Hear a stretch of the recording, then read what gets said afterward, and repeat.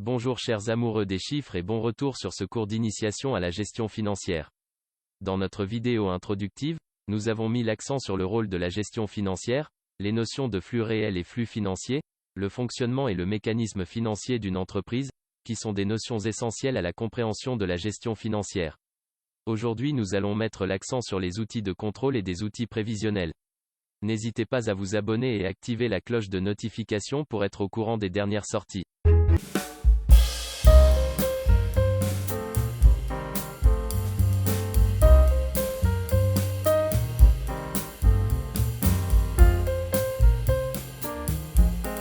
La gestion financière s'articule autour de 3 axes, la comptabilité, l'analyse financière, et le contrôle de gestion.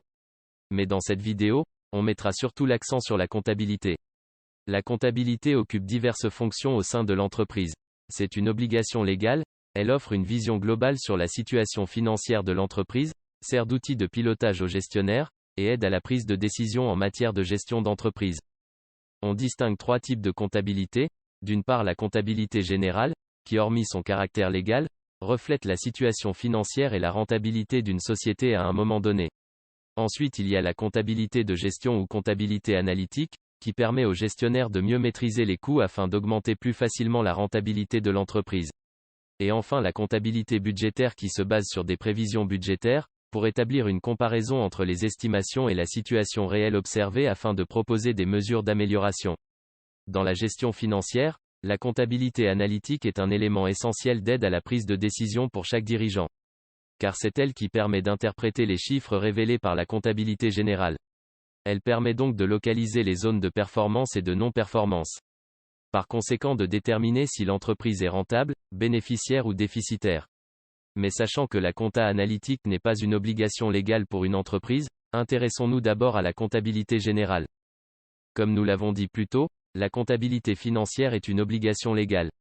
Elle permet d'établir des états de synthèse et des documents comptables, qui présentent une image fidèle et sincère des performances et du patrimoine de l'entreprise. Pour assurer la qualité de l'information auprès des principaux acteurs internes et externes, la comptabilité générale doit respecter des règles en vigueur, et des principes bien établis. Parmi les principes comptables énoncés par le Code de commerce et le plan comptable général, on distingue, d'abord le principe de continuité d'exploitation. Selon ce principe, l'entreprise doit établir ses états de synthèse dans la perspective d'une poursuite normale de ses activités. Autrement dit, elle est censée établir ses états de synthèse sans l'intention ni l'obligation de se mettre en liquidation, ou de réduire sensiblement l'étendue de ses activités. Ensuite, il y a le principe de prudence. Ce principe indique que la comptabilité est établie sur la base d'appréciation prudente. Dans la pratique, on aura donc une différence de traitement des pertes probables et des gains probables. C'est-à-dire que les produits ne seront pris en compte que s'ils sont certains et définitivement acquis par l'entreprise. Par contre, les charges sont à comptabiliser dès lors qu'elles seront probables. D'autre part il y a le principe de coût historique.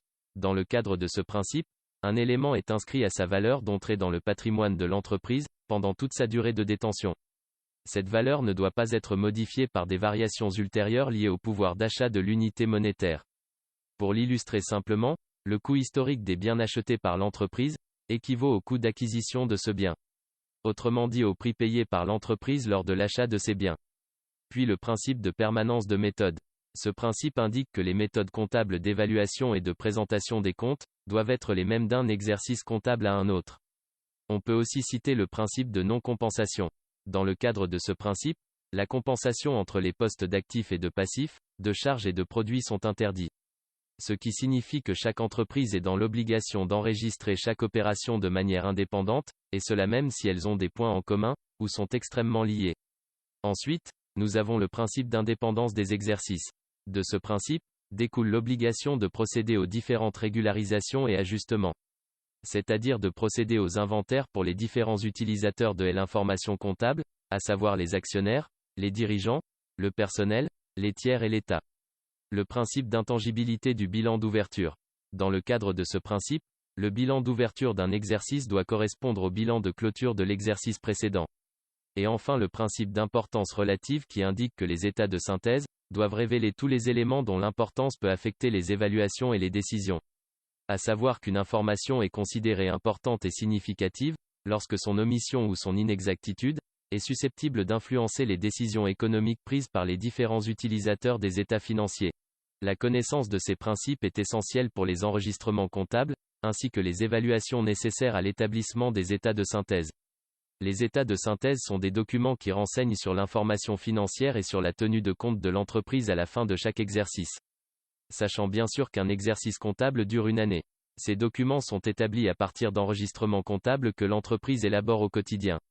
Parmi ces documents, on compte le bilan, le compte de résultat et l'annexe. On peut définir le bilan comptable comme un document qui reflète la situation patrimoniale de l'entreprise à un moment donné. Ici, le patrimoine, c'est tout ce que l'entreprise possède, c'est-à-dire ses biens, ses créances, et même ses dettes. Le bilan permet donc de ressortir d'une part tout ce que l'entreprise détient à son actif, c'est-à-dire ses immobilisations, ses stocks, ses créances, etc. Et d'autre part, il permet de ressortir tout ce que l'entreprise doit, autrement dit son passif. Prenons ce tableau qui résume rapidement les différents postes du bilan. Comme vous pouvez le voir, le bilan est reparti en deux colonnes. D'une part les actifs, composés essentiellement des actifs immobilisés et des actifs circulants.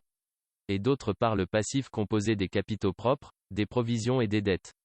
Le passif représente ici les ressources de l'entreprise, c'est-à-dire ses moyens de financement.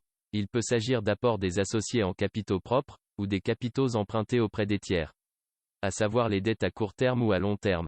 Ces ressources seront utilisées pour financer l'actif, c'est-à-dire les emplois, qui représentent l'utilisation des ressources. Les ressources pourront donc être affectées d'une part à l'investissement pour l'achat des biens durables comme des terrains et des machines, à l'exploitation, pour la tenue de stock, l'achat de matières premières, ou les créances.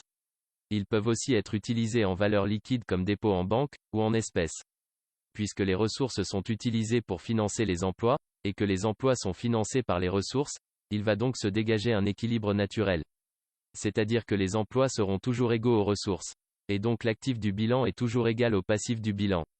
Autrement dit, à chaque ressource correspond un emploi et inversement. Il faudrait noter que le bilan ne s'intéresse qu'au cycle financier de l'entreprise. C'est-à-dire qu'il ne s'intéresse qu'aux origines et à l'utilisation des ressources. Pour ce qui y est des éléments qui entrent dans le cycle d'exploitation de l'entreprise, ils vont figurer dans le deuxième état de synthèse qui est le CPC, le compte de produits et charges. Il s'agit d'un tableau qui retrace l'activité de l'entreprise au cours d'un exercice comptable.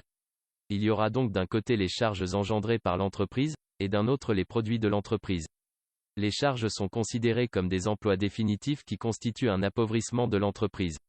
Il peut s'agir d'achats de biens introduits dans le cycle d'exploitation, la rémunération des facteurs de production, les charges de personnel ou les impôts. Quant aux produits, ils représentent un enrichissement de l'entreprise. Ils sont constitués des ventes des biens et services, des produits financiers et exceptionnels comme les pénalités clients ou les produits de cession de biens et matériel de l'entreprise.